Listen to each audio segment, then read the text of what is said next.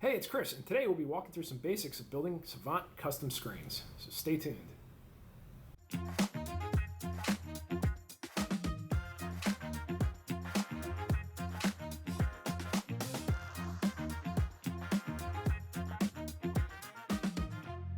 First thing we're going to do is we are going to go up into our Tools menu, navigate to Savant App Custom Screens, and we are going to create a brand new screen for our little thing today. Call that training. You'll see once you create that, we've got a nice empty box here to add some elements to. So let's go over what these elements are. If we hit add, we can add a label, which will just give you any old static label like that. We can add a different kind of label, which is a dynamic label. And you'll see you'll get a little bit of a different dialog box here, but if we click in here, we can add some text. And let's make this a dynamic label. We're going to pull this information from a state in our system. So we'll call this temperature. We'll give it a little colon here, and then we will go into our SRS window and go to our states and navigate to our thermostat, wherever it is. There we are. You can see we have all of our thermostat states in here. We're going to try and find temperature, and we'll do our thermostat current temperature for our number one thermostat. Slide that guy over here, and we just drag right from our state window right into our dynamic text box. Slide our SRS window back out of the way. Make sure we hit done, otherwise it won't save. Hit done. Now we can see that on our display it's going to be static text here for temperature, and then our state, which will display temperature. If we go down to our next element, we've done both of our labels. We could add a button. So a button here, pretty self-explanatory. This is the title of our button. The toggle title is the label that's going to show up if this button is linked to a state, and that state is true. So we'll call this toggle button, and let's put a command on it. We'll go here to the commands that I conveniently created before we started, and what I have here are 3 commands: set a state to true, set a state to false, and set a state toggle. And this is what these look like in Automator. These use a Savant state setter action to set the value of a user-defined state to either true, or in this case, false, or to just toggle between those states. So every time we run one of these commands, it's going to set this state to either true or to false, or flip it back and forth between, depending on what we want it to do. So let's close out of our Automator windows. We'll go back in here, and what we'll do is we will make this press command the toggle, right? So the difference between these is this action will run as soon as you press the button.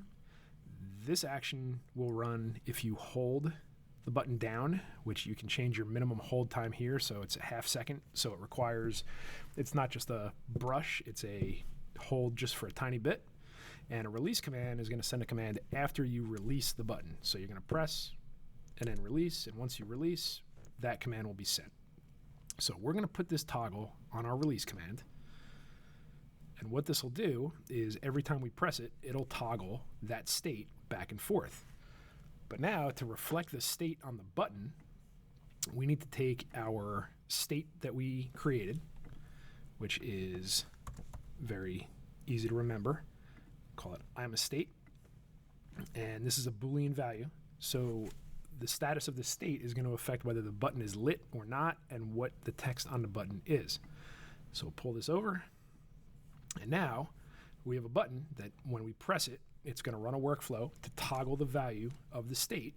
And based on what the value of the state is, it's going to light up that button or make it look normal.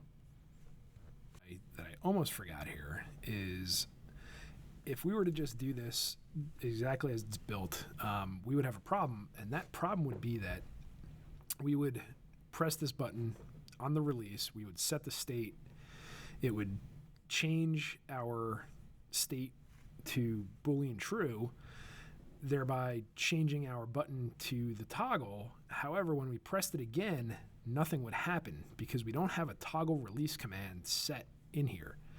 So what we need to make sure that we do when we do things like this is we need to make sure that if we are linking the button state to a toggle, if we are linking the button state to a variable, a user-defined variable, we populate this release command with another command. Otherwise, it'll go once and then never work again. So we're going to drag this in here. And now, when we press this button, it'll set the state, it'll change the button, and then when we press it again, it'll fire the same command because it's toggled, but it will do exactly the same thing and flip that state back to false, so everything will work and line up exactly the way you would expect. So let's take a look at what this looks like in a UI with State Center. So when we press the button, we can see our state change. When we press it again, our workflow runs and it changes our state back. For our next adventure, we're going to try and get a little creative with our button layout here, and we are going to build a volume control indicator. And the way that we're going to do that is we're going to line up a couple of elements across here, right? So the first thing we're going to do is we're going to add a button, and we're going to make this button volume down, and then we're going to add a label with a button to the middle. So we're going to call this volume,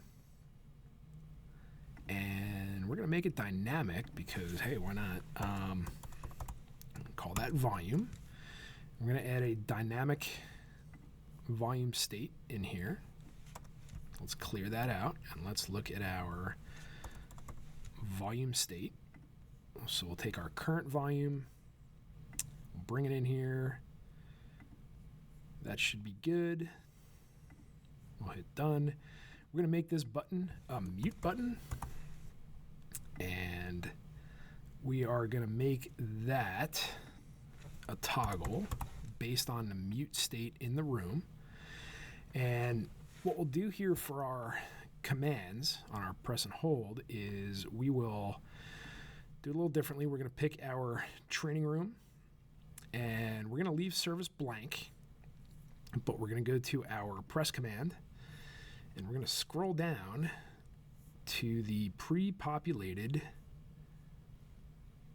mute on. That's our press.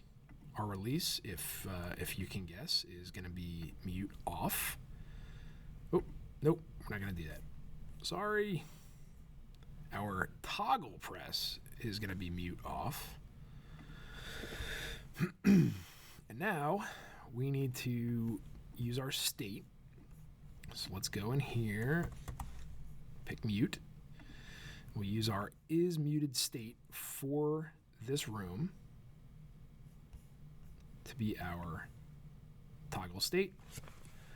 So now when we press this button, it'll light up if it's muted based on this state. And when we press the button again, it'll turn the mute off. The button light will de-highlight, and we will know that we are unmuted. So that's our center. And for our right side, we're going to do basically what we did on the left. Add a button. Let's call it vol up. And what we'll do here is we're going to pick our zone, again, training room. We're going to pick our press command, and that is going to be one of our pre-populated commands for that room. So we hit volume up. Make sure we have the same thing over here. Let's specify our zone, training room, press command, volume down. So now we don't need any feedback on our volume buttons because they're just going to be presses. We've made them presses, so that it's just immediate when you tap it. And as we adjust our volume level should reflect here in our state. If we mute, our button will go active and deactivate and do all those good things. So now this is 3 elements across. That's our maximum in here. So just, kind of lets you get a little bit creative with what you want to do. We could also do something very similar for surround sound modes and that sort of thing, which maybe we'll cover in another video at some point. But that's a quick guide to what the elements in here are and what they do. We can also do something like this. These are also possible, right? So a label with a button, just like we had in the middle, except this one takes up the whole width. We can add up to 3 of them across, I believe. So we could do 3 things here if we wanted to, with feedback in each of these. We could also add a label with 2 buttons. So this could very well be our volume. We put our volume in here. This would be our volume down. This would be our volume up. It really all depends on what you like your custom screens to look like. And I'll show an example of these right here in the window. So we can see here the different button types. And if we scroll to our volume widget and we press volume up, we can see that the command gets sent out. It updates the state. The state is dynamic in the label. We can also hit the mute button. We can see that our button mutes and looks active because the zone is muted. We can hit volume down and we can see that our state updates in there as well for our dynamic label. Yeah, there's a lot you can do in your custom screens and with different button types and that sort of thing. Very, very important to remember is that anywhere in the UI that you want this custom page to show up underneath the custom page service in the service dock, you need to enable it in this window here. So with this screen highlighted, we only, because this is a training room screen, we only want this to show up in the training room. So now in your UI, when you're in your services dock and you go to your custom screens icon, this screen will only show up in the training room because it's not really relevant to any other room because the buttons and commands and everything in here are really only referencing the training room. So that should help you get started on building custom screens in Savant. Custom screens are a great way to add additional functionality to a Savant UI and give your users additional control over their system. That's all for today, but if you have any ideas for additional content that we could create to help you along or better explain some things, please feel free to leave those in the comment. And as always, like and subscribe. Have a great day.